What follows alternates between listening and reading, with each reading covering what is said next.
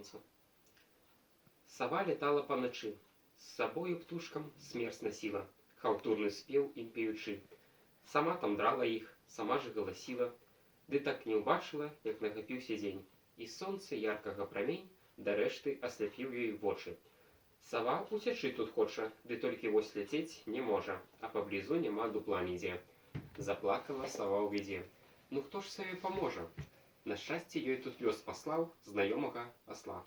І кажа ён: не плач, сястрыца, ды надта не бядуй, з бяды мы вырабімся самі, і сонцу нам не прыйдзецца скарыцца.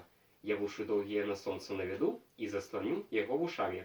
Як цемру ўсю пакрые галу, як згіне прыкрые святло, дык ты ляці сябе ў дупло, тады памалу. І наш асёл за працу ўзяўся шчыра.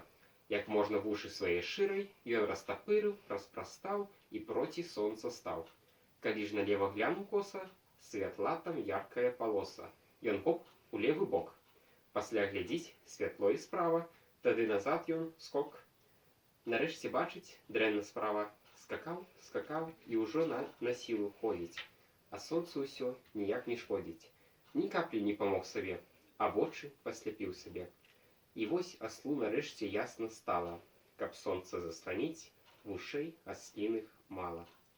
Вось гэту праўду едкіх слоў нясу абураны я на фашысцкіх соў і іх заступнікаў аслоў.